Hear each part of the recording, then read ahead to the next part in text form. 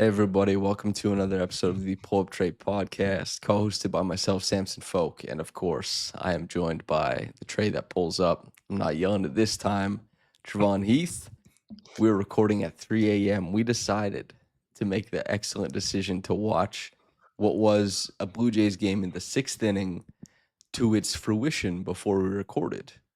It ended in the 18th. That is 3 times as long, ladies and gentlemen. The Raptors are 1-3. They've lost 3 times as much as they've won. The defense has fallen apart completely. We have a really fun Colin Murray Boyles, not a debut to talk about, but his second ever game where he went on to take on the monster that is Victor Wembanyama. And make sure to like, comment, subscribe because we're out here at 3 a.m. because we didn't want to record early so that you guys would miss out on. We want to be up to date. Grinding. And also, I'll hold up on screen. We have a brand spanking new Brendon Ingram jersey that's going out to Julie. She got it as a means of the giveaway. We do stuff like that on the podcast. Trey, how you doing? How you feeling? Today is truly one of the worst days of my life. by far. You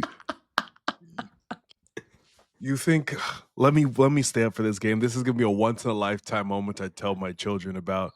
We stayed up till 3 a.m. Vladimir Guerrero wins us the game. Wow. It was absolutely worth it. Instead, Tyler Heidemann strikes outs. That we lose the game immediately. The Raptors get freaking blown out. If the Jays had won, we stayed up, it would have been worth it. It would have energized us for the pod. It's now just a clusterfuck. It's terrible, man. Do you want to start off positive or negative with this one? I don't like to go to bed negative. Let's end positively. Okay. So we'll keep the CMB plus whatever the hell fits as positive towards the end. The negative is that the Raptors are they're one of the worst defenses in the NBA right now. They have a lot of trouble stopping teams from scoring in the paint.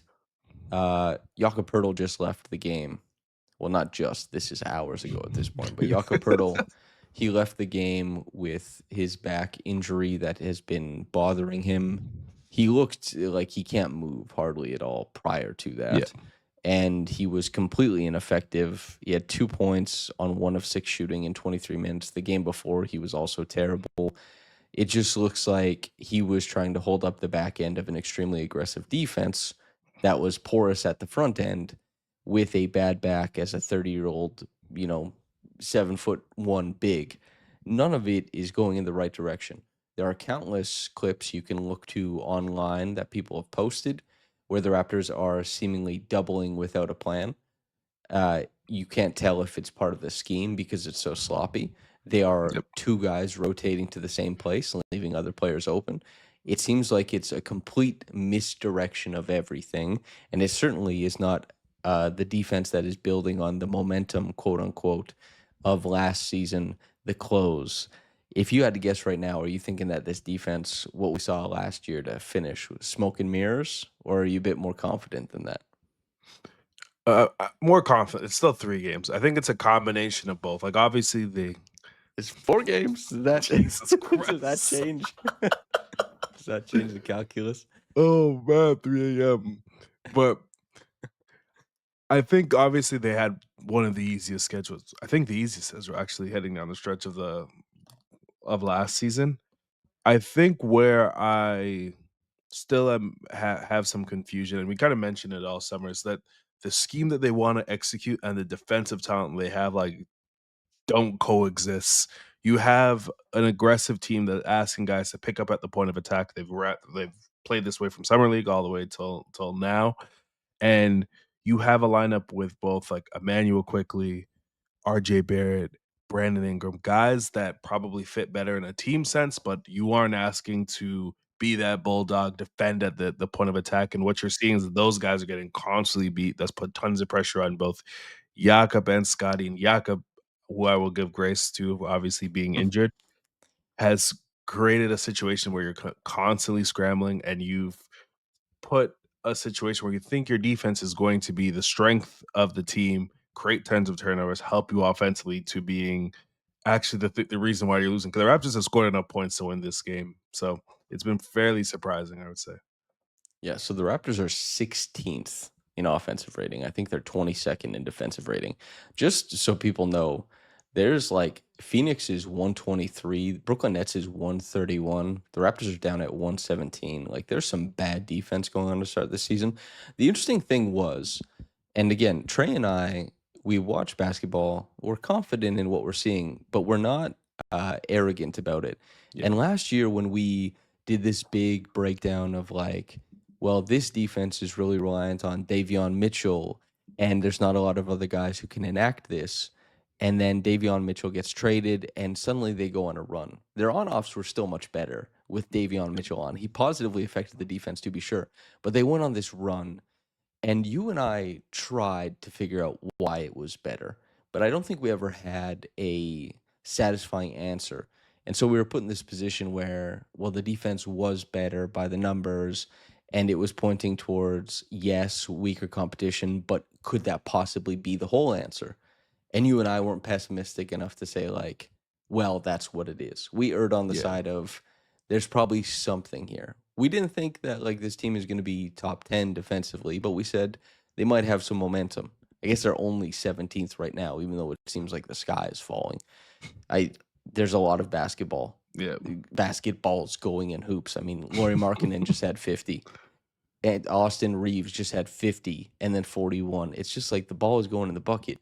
The Raptors, do you have any? Because obviously we talk about the breakdowns, we talk Mhm. about everything that's going bad, and the usual suspects is like people might think like, oh, it's Gradey Dick. It's like Grady's playing like 7 minutes, Yeah. and the team is getting torched. Gradey somehow probably leads the team in plus minus through 4 games. As crazy as that sounds, and they're just it's like, is it IQ who the coach said looked like he was in great shape and is doing a great job at the point of attack? Is it RJ who is definitely winning more minutes than a lot of the other starters? Is it Brandon who has looked okay in Yeah. Atlanta and then okay in preseason, but also has looked completely terrible? Is it just that there's too many PJ Washingtons in the league to bully drive? Like Too big. what how do you make sense of this? It's honestly a combination of all of these things, but Yeah. I think in terms of like their scheme, they're asking their guards to pick up high, create tons of pressure, and stop at the point of attack. And not one single one of them have been able to do so. And the guy that's playing the most minutes and asked to do that is Emmanuel Quickley. From Cole Anthony to Dylan Harper today, teams have consistently been able to get paint touches because he has been able to be that first line of defense that funnels guys, helps create these crazy chaotic double teams and turnovers simply just because one, I think it's just an overall just strength issue. He doesn't have the natural like resistance of like what Jakob, even Jamal when he's at his best to really funnel guys to where he wants. And I think just an overall lack of effort from the team consistently.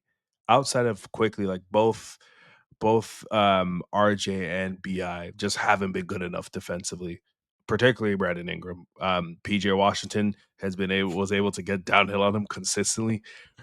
Harrison Barnes blew by him multiple times today. It's just a lack of effort and not using your tools. Like Brandon Ingram has enough length to be a solid team defender. He's done it with New Orleans, and we just haven't seen it today. It's only 4 games, so I don't want to overreact to it. But if they want to surprise teams, they need to be good enough defensively because they aren't talented enough to out talent teams with their scoring ability. They need to play hard. They need to show effort.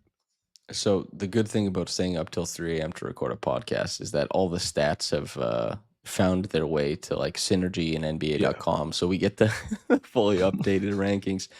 And so this is some subjective validation on my point of things, but I see the Raptors overloading constantly. And then it makes sense that they technically grade out as good guarding pick and roll ball handlers, and they technically grade out as excellent guarding pick and roll men. They grade really well against off screen and handoffs, and they are terrible guarding spot ups and cuts. And guess what? If a team runs a pick and roll and they make a pass to the corner for a 3-point shot, that doesn't register per synergy as a pick and roll ball handler possession or a pick and roll roll man. That registers as a spot up. And the Raptors are sending all their guys to the actions all the time. Yeah. They're just launching themselves at actions completely. And they're also terrible guarding post-ups. Giannis Antetokounmpo might have something to do with that. Anthony Davis might have something to do with that. PJ Washington caught the post-up on Grady Dick. Yeah. Scottie Barnes was complaining to the referee and got back cut by Najee Marshall for an end one. This team completely out of sorts defensively. I don't like on the one hand, everybody, it's easy to look at the guys at the front end. It's easy to look at the guys at the back end. I mean, Yeah. even Scottie is implicated in a lot of these miscues and all that kind of stuff. Mhm. All the popular defenders, the guys who we know to be good, are still implicated here. Guys with reputation, Jamal Shed, implicated big time. Yep. Jakob, implicated big time. Scottie, implicated big time. And it's just like, I don't know when or what would have to happen for Darko to hit the big red button and say, okay, press maybe looks a little bit different. We go more conservative, because they did play this way, right? Yeah. Like they absolutely 100% went into camp and said, you know what, we're going to do this. But when they press, the field goal percentage they're allowing to other teams is 60% from the field, and they're top Yeah. 5 in press frequency. Yeah. Something is not working. And now you and I are in a position where we have to retread a podcast we did on December 6th of 2024, where we Yeah. say, this is what happens when you overload. This is where stress is elsewhere. We don't have to do that, actually. People probably just want the catharsis of hearing us complain about how bad the defense has been. But I'll spell it out really quick before we move on to maybe more specific stuff about players. But the Raptors have to overload at the point of attack. This means that they're susceptible to offensive rebounding. This means that they're susceptible to finding big men who are hanging out in the dunker spot. This means they're susceptible to spot up shooting, and this means that they have longer closeouts that are more exposed, that allow these direct driving lanes to the rim. And even on top of that, if Jamal Shed and Emmanuel Quickley and these guys are going to be jumping dudes, their dribble 58 feet from the floor, you're going to start out a handful of possessions every game by allowing a straight line drive for an athletic NBA guard with a beeline to the rim. Not like, yeah, Cole Anthony outplayed Emmanuel Quickley. D'Angelo Russell outplayed Emmanuel Quickley. But Quickley was offensively passable in this last game. Yeah. And Wembenyama hardly even registered a block, but he just sealed off the paint, and Mhm. Scottie Barnes scored 8 points. And RJ managed to get to 25, but it just didn't matter. The Raptors were Yeah. never in this game. The Dallas game, it seemed like we were waiting for them to land the knockout punch. The Bucks game, it was the same. Breakdown, breakdown, breakdown. Can you save a sentiment for me? Is there anything? Just I patience, I guess. Yeah, patience is the ultimate thing. I think with the lineup, similar to what we said all summer, if you wanna play this style, you have to insert someone, particularly in the backcourt, that can offer that sort of resistance, and pick up guys full court, whether that's Jacoby, whether that's Ochai, and you might have to stagger one of the New York guys, probably RJ, which sucks because he's playing fantastic, and he could fit within, a team structure if you play more conservative. He did that in New York. I think you have to make a decision, and it's probably too early for right now, but if the scheme is the most important thing that you want to establish in terms of your identity, you need to put players in positions to succeed. And we're not in a position, whereas last year we kind of surmised it as it's good for development. They get to pick up tons of guys and try and see and have that intensity. But we're trying to win games now. There is no more victory in Grady Dick picking up a guy and getting blown by, Jamal Shed picking up another guy and oh, that was so competitive. We're trying to actually win games. So I think that's a decision Darko's gonna have to make. Yeah, and sooner rather than later. Yeah. I had vaunted basketball writer Nikias Duncan message me today asking about, are there lineup changes, and he suggested a couple that the Raptors might entertain. And it was before the Spurs game, and I remember thinking like, "Damn, like we're 3 games in." But it's because the Raptors look really bad. Yep. Uh, and the thing is that the Raptors, they're not supposed to be world beaters, but they've amassed talent on this NBA team, and they've said all the right things, and it's just not gelling. It's just not working out. To the point about, let's say, lineups, I think we can probably defense is Yeah. terrible. It needs to get Yeah. better. There's film breakdowns that detail, what's gone wrong and what's gone right. Lineups have been extremely weird Yep. because Darko's starting lineup is bleeding like points like nobody's business. They can't score properly. They can't defend properly. They've not gelled or found their way. So he's trying to cobble together as many different lineups as possible. The guys who have 1 minute so far, and this isn't me saying like this, it's all small sample size, but the guys who have 1 minute so far this year are like Mamu, Gradey, Ochai, and then the smallest sample is Jameson Battle.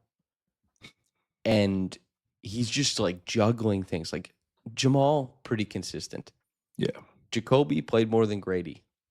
Ochai was behind Jacoby until the very last stretch. Then he played 12.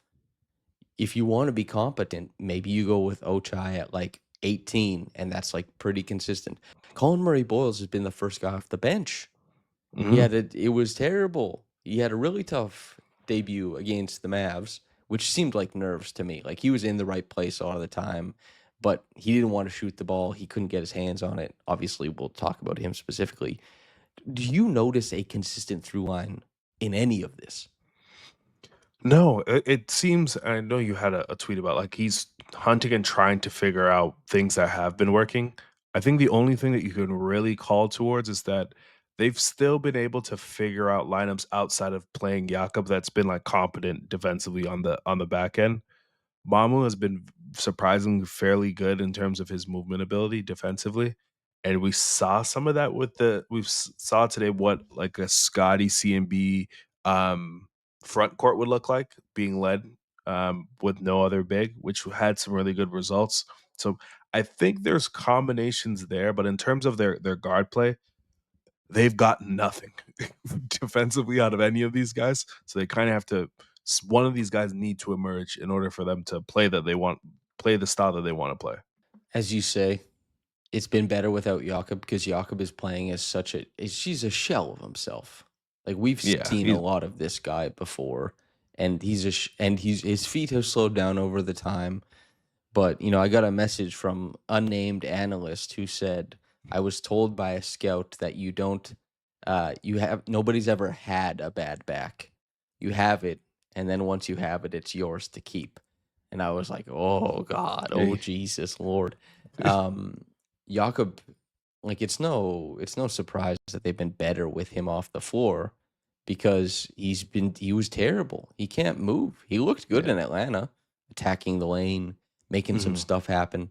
But man, it has been so piss poor. It's hard to even reckon with.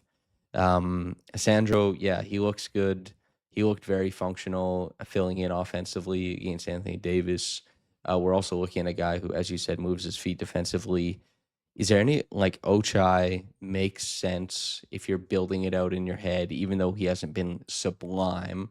Yeah, Gradey and Jacoby, it's hard to even expect anything there. Gradey has a yeah. weird role on this team. He has a very weird Very role on up and this down, team yeah. so far.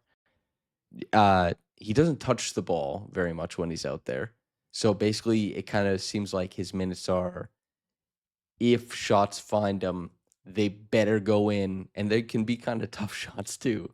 And Yeah. then defensively, I mean, I'm not going to sit here and tell you I think Grady's a good defender or even average. So do you remember Malachi Flynn when he kind of would go into games in year 3 and they'd be like, you got to make pull up jumpers. Yeah. If you do, maybe you can hang in. If you don't, the quick pull.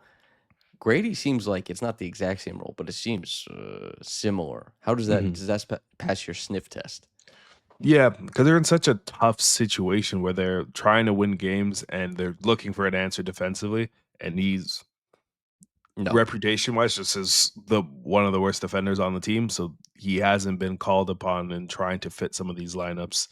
Um, but I personally think that he's too good offensively and too important for the flow of what they want to do to sit on the bench. Like I think he still needs to be prioritized.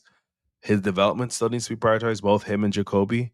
That doesn't mean that they have to be a starter and have to play 25 minutes, but they need a consistent role, a consistent presence within the lineup every single night until they prove otherwise, like they don't have it. But 4 games into the season, Hmm. the- I don't think they've gotten the correct opportunities to see what they can do because everyone else in front of them has also sucked on defense. So it doesn't really make sense to me currently. That's the you can basically get on anybody's ass right now about the defense. Yeah. And but I guess people just once you know a name, then that's the name. It's why RJ has been like a whipping boy for certain types of analysts because even though he's made changes in his game, and I mean he's been unbelievable to start this season on offense. Yep. Defense is another thing, but defense he's not the only one either. So it feels like picking on him to point him out directly when you look up and down the lineup, and it's like who is even anyway. Brandon Ingram just finished 5 of 11 from the field, 14 points, 3 rebounds, 5 assists, 0 of 3 from downtown. He seems like he's not exactly sure what type of role he's supposed to occupy in offense a lot. Also, the Raptors are still struggling to try and figure out their spacing, so a lot of his Mhm. drives are stopping short. I do think he wants to get to the rim. I don't think he's being lazy or kind of Yeah. like relaxing into mid-range jumpers. I think he's trying to probe and then settling at the end, like, okay, this is the best shot. I guess Ingram, he's the big acquisition. We're 4 games in. What have you made of his start as a Raptor? Up. Score plus minus aside. But like very up and down. From preseason, even the Atlanta game, like he was kind of like the fulcrum of like what they were doing offensive, and everything was flowing through him. But I think since then, and obviously to the credit of some of these other teams, they're playing massive teams like the Bucks, like the Spurs, where just like getting paint touches are significantly harder, and so the ball just moves horizontally instead of downhill. He's sort of similar to Kawhi in 2019. He's operating outside of the flow of their offense and then getting the ball and then being asked to create out of nothing, which is a bit of a challenge because they aren't getting good looks in any of these shots. And even though he's one of the best mid-range shooters in the league, it's still a bad shot.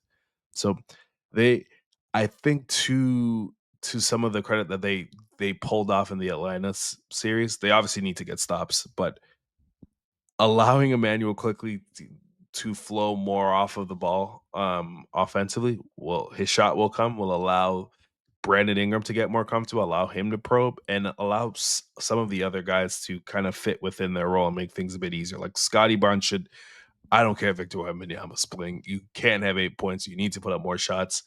And the reason why he wasn't putting up more shots is because he wasn't getting easy opportunities, and Victor Wembanyama's obviously closing off the rim. So they need someone that is a threat offensively to have the ball at all times. It was a huge portion of Scottie's points so far this season have come in transition.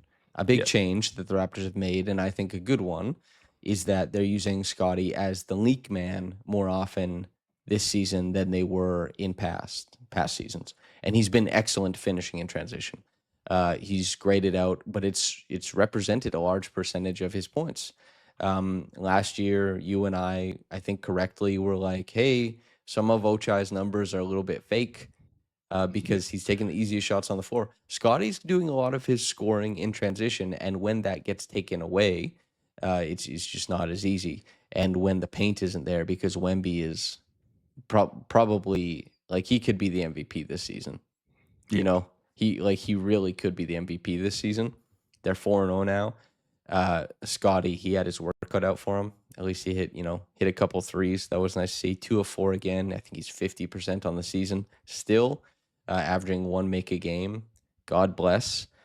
It's I guess quickly, because Scottie has been more or less, I think the game against the Mavericks, I thought he was tremendous Fantastic. and he Yeah. deserves, like, I wrote that piece about it. I thought he was sublime, but Emmanuel Quickley has been the hot button guy, mostly because he's shooting, he hit 2 of 4 in this past game, but he was shooting 11% coming into that. He can't get his 3-point volume up, seemingly. Like RJ Barrett takes 7 and you take 4. Something doesn't Yeah, it's smell right tough. there. What are we doing here? Had 7 assists, but the assist numbers I'm always so skeptical of. I never buy it, man. And just your thoughts on Quickly so far into the season. It's been a disappointment. It's been a massive disappointment. Which is tough to say because we came into the season pretty optimistic. I think the biggest, like the defense, obviously, I don't want to keep harping on this. That's the biggest issue of why they're losing and why he's struggling. I think offensively, like he's going to be able to hit shots, and that's totally fine. But I think for the Raptors to be a quality offense, especially in the half court, when he gets the ball, he needs to get deeper paint touches. Like his floaters actually been better than what it has been as a Raptor of recent, but they don't allow the defense to create. It doesn't create any defensive rotation. Victor Wembanyama will put up his hand and be okay if you hit that shot. So that doesn't help creating easier shots for guys around you. When you get deep paint touches, that allows guys like Scottie, guys like Jakob to get dump offs, be able to dive to the rim because the defense is constantly moving, and he's not creating any of that. And then also offensively, he he doesn't create the same off ball gravity that like Gradey does because Gradey runs hard off tons of things. He has several different shooting slots that he can get his shot on. Emmanuel Quickley's kind of left as a spot up shooter, which makes things difficult and it makes it very hard to get your 3-point usage up just simply because of his size. So a big thing for him, if he's going to excel and going to be on the team for a long period of time, he needs to master his role as an off-ball player and be able to get up tons of shots because he's an incredible shooter and be able to kill closeouts that way. Because I think we can close the case on him being your lead ball handler. There's too many games, there's too much data, there's too much shots to show that he can do that for this team. Yep. And the big thing that's limiting these Raptors, I think, is one, if you score better, you defend better because you get to set up your defense. There's 2 sides of the floor. We always talk about it that way. Basketball is at large is spoken about this way, but it is one floor, and these things affect each other greatly. Jakob, his true shooting percentage right now is lower than 54% as a center. Just no finishing, nothing there. And quickly, it's harder for Scottie and Brandon and RJ to create because if the linchpin of their creation is, for example, it ending with a created shot for Emmanuel Quickley, he's 1 of 9 on spot up threes. He's 1 of 4 shooting, attacking closeouts in the 2-point area. That is 2 for 13. Yeah. 13 shots across like 4 games isn't everything, but it's meaningful, and he's provided no punch. And that means and this is kind of the thing with IQ that's always given so much trouble is that he has profiled so often as like a soloist. You just talked about how Brandon Ingram operates outside of the Raptors bubble offensively and does his own thing. IQ, the same thing can happen to him, except with less robust offensive talent. And Brandon Ingram needs to be better at it too, getting in the flow and working because he's the fulcrum of their offense. Yeah. But IQ is the point guard. You can't exist outside of it. You have to be like flowing in it, through it, being it. You have to guide things. And as far as I'm concerned, the best guard on the roster at doing that so far has been Jamal Shed, who I have so many qualms about the defense with Jamal. But Jamal offensively is moving the ball, is running and injecting pace into the offense, whether it's transition or the half court. And I just do not find that Emmanuel has been able to do the same thing. And it's frustrating because this is an offense that wants to really assist point guards. This is an offense Yep. that says, like, hey, your job is easier because we're doing so much work off ball. You get to play fast. You get to make pretty simplistic reads. And Quickley is not moving through them fast. It's been frustrating. He has so much runway ahead of him. He has a big contract. He has Yep. this whole season. This team is supposed to win. They're going to get a healthy try at this. But it's just been like, man, a very depressing start to the season. He's good. He's a Yeah, of good course. he's a good NBA guard. It'll come around in some capacity. But God, has it just been it's been rough, man. Yeah. Uh who what are the positives so far besides CMB? Who will finish on? Yeah. RJ Barrett offensively has had a perfect start to the season. He's done everything, even since the time he's been around. He's done everything that the system calls for an ass. To this day, he still is the best driver on the team. He gets paint touches at will when he gets the ball. And what makes him rare and unique in that sense is he can operate in sort of any sort of spot on the floor because he can work off ball because he's a really great cutter. He can be a pick and roll ball handler for them. He also can be a spot up shooter for them in multiple different spots, and he's hitting those pretty much everywhere on the court at an efficient clip. And this is why it's a huge deal for their defense to be able to keep players like this and be able to allow them to flow within what they're doing, because he offers a spot on the team where you can have lineups where you stagger Scottie and stagger Brandon Ingram, because he can operate as that secondary or primary ball handler for a bench lineup that plays with Scottie and allows him to still be in the flow and still get easy shots because he can operate and do all those other things that Brandon Ingram does as well. So for him, he's like offensively, he's playing at like an all-star level. If he does this the entire season, you're happy about this, and he's probably the player you have the least amount of complaints about so far. To bolster your points, 70% true shooting for RJ Barrett. He's shooting 9 of 10 at the rim in the half court so far this season. These are huge numbers. He's shooting 75% on his runners. That is not going to stick around. 90% finishing at the rim is not going to stick around. But, and those are two separate stats, of course. He's shooting 38% on his catch and shoot threes in the half court. Overall, the catch and shoot stuff, I mean, it's been good, man. He's been perfectly passable. He's been doing his thing. And he's functioned exactly as how you would want him to. Basically, the only player who has translated the hypothetical way that they were supposed to, the way that people were hoping for, is RJ. And he's done it to the tune of 70% true shooting. I know everybody at first blush just immediately looks at RJ and says, like, this is what's wrong with the starting lineup. It feels unfair to even start there.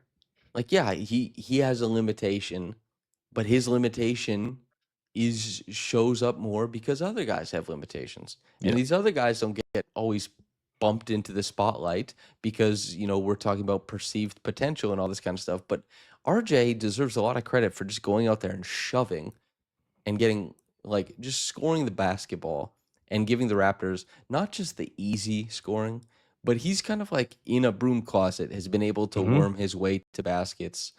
Down the stretch against the Bucks, he was immensely important. Against the Mavericks, immensely important. The Spurs, I mean, they were never in that game, so who cares? It doesn't matter.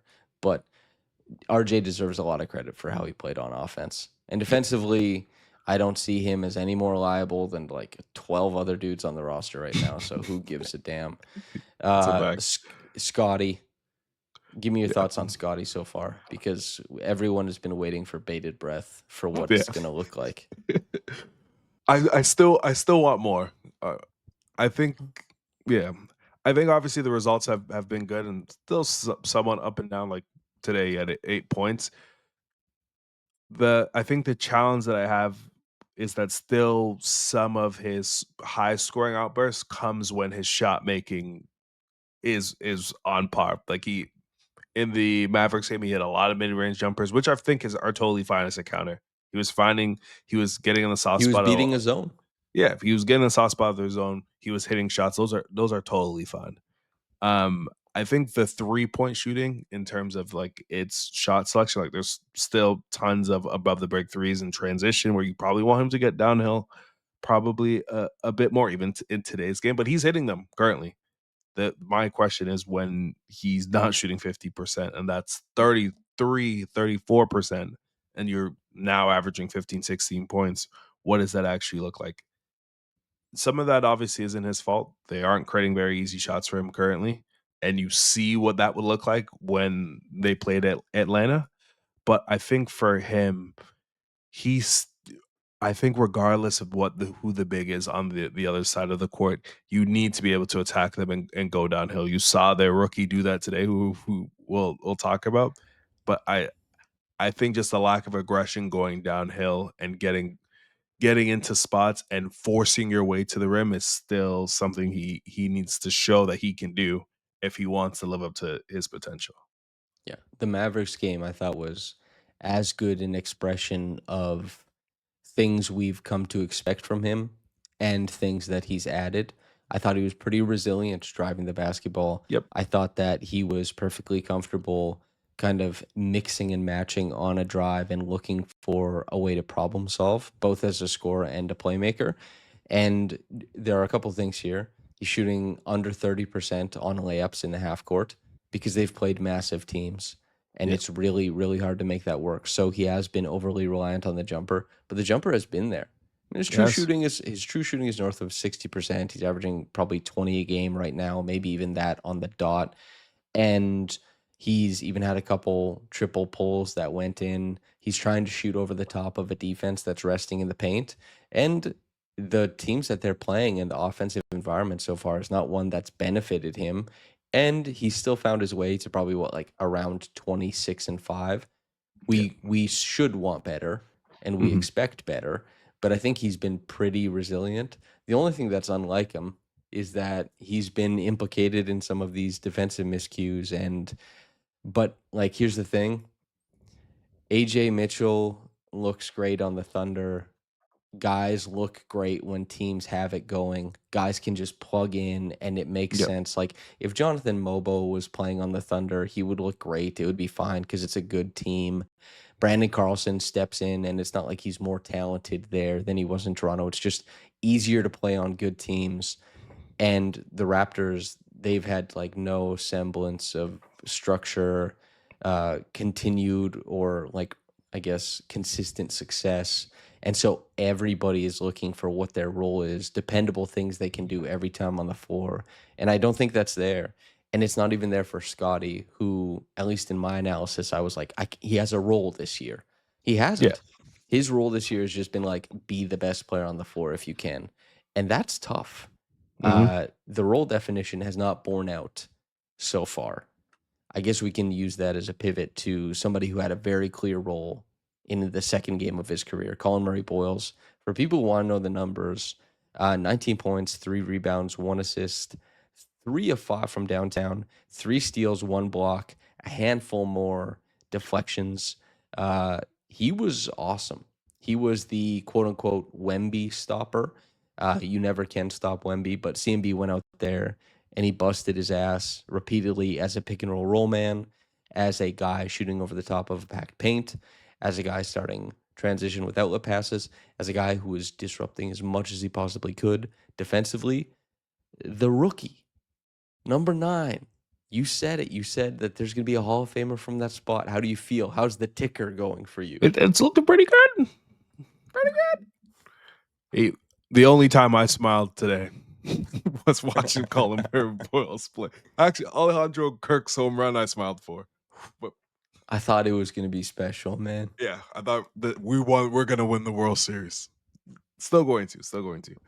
But I think from him, you saw all the versatility that you wanted to see, and he excelled at so many different things.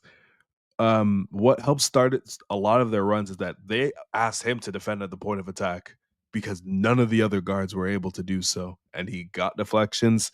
He was able to actually create resistance and get guys downhill in terms of transition that helped them cut the lead to 8 when they went away from Jakob and he had to defend Wemby. he got him away from the rim because of his great hands. He got real low. He was using his physicality as well too. And I think offensively, how he fit in was kind of very resembled a lot of what rookie Scottie Barnes looked like, which is getting into the right spot, dribble handoffs, being an active screener, relocating after you hand the ball off and being there in the dunker spot, using your playmaking ability and just finding ways to impact the game offensively and then hitting your spot up threes when having the opportunity. He I don't think the 3-point shooting is going to be amazing like this every single game. 60% isn't your expectation. That's a shame. That'd be amazing. But I think you can see how he can be a winning player immediately this season and why they called upon him as the first guy off the bench because he can impact the game defensively, and you see the vision of what Darko wants to accomplish when you saw the Scottie and CMB lineup where these two battering rams that can switch off of each other, peel to the other side of the court, create chaos, create havoc, create turnovers. And that was the only time we saw the defense since the Atlanta game have some semblance of like competency. Mm-hmm.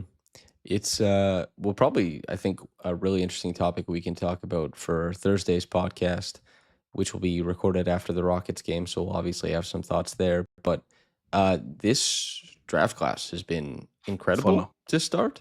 Yes. Our boy VJ Edgecombe, he is putting the ball in the bucket, man. He is putting the ball in the bucket. But also, it looks like that CMB might be one of those rare rookies who is a positive in year one. Even if a player goes on to be an all-star, positive in year one is not a guarantee. And positive in year one doesn't guarantee an all-star either or anything like that, but it's just rare. Yeah. And while it might not be as rare with this draft class as it seems, it's rare across the board. And CMB looks like he is a guy who's going to figure into a rotation of a team that wants to win. You know, jury's still out on how much winning they'll be doing based on the last 3 games, but he's been good. His physicality, his strength, it fits so well. This was such a fun matchup for him. He steps out on Dylan Harper and it looks good. He steps out on Devin Vassell and it looks good. He is the pickup ball handler defender on Wembenyama. And like there's that clip of Wemby like spinning him like a top because he's going behind the back with a pterodactyl wingspan, but he's pressuring, he's picking up. We're gonna see so many unique defensive performances, not just this season, but into the future from CMB because he loves the moment.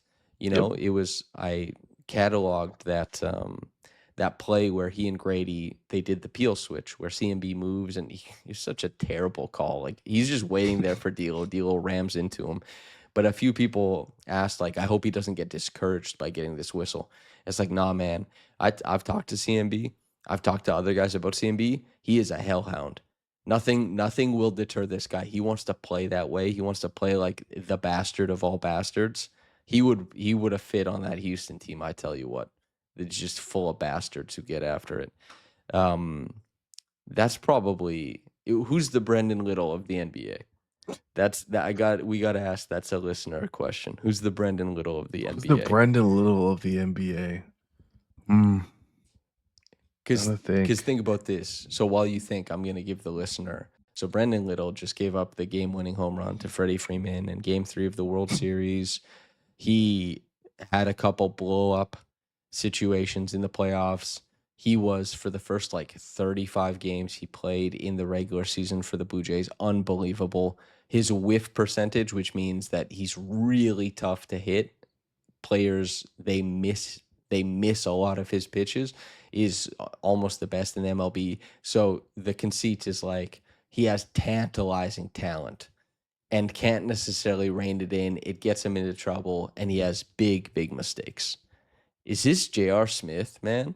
Yeah, I was gonna say a Utah player of the same fitting. I was gonna say Keontae George in that sense, where you see obvious talent, but it hasn't led to winning play, which he actually played fairly well today in the game I watched. But you saw Laurie put up 50? I did. How was that? He wants to get out of Utah. I can tell you that. So you very rarely can see players like score in bunches within the flow of the offense. That's why RJ Barrett is so fantastic, because he doesn't need tons of usage to do so. Like he needs to be on a good team really, really soon, because the type of like monumental he's jumped from Chicago like is not being seen in the NBA. Yeah. Keontae George, 3 games into the season, averaging 20 and 10, basically. Yep. Hey, good for you, Keontae George. Holy smokes. That's a nice little stat to open up the season. After game 1 of Gradey, I thought maybe we'd be back in those talks, having a nice little situation, but his minute situation has been so up and Or down, maybe man. Cam Thomas is actually a good fit too. Oh. Cam Thomas is a good fit. Yep. Cam Thomas is a good fit. Hell yeah. Anything you want to say? And keep in mind, listeners, if you feel like there's more on the bone here, we'll be back Thursday. Yes. You'll be listening. And anything you want to say before we get out of here, Trey? Shout out to everyone again that came to our live event. Super important. Love to build a community that we've been building over the Build out a pipeline. that we've been building last few years. We have a lot more coming, and we do it for you guys. It's 3:47 right now. We have not done a podcast before midnight to start the season yet. By the time my computer cooks this, it'll be time to upload it, because our audio goes out at like 6 a.m. to the podcast apps. So I might even be running behind, man. This is so crazy. So let's get off. Make sure to like, comment, subscribe, and hype. We appreciate you so much. Thank you for tuning in with us. From myself and Trey. Go Raptors. Have a blessed day, and goodbye.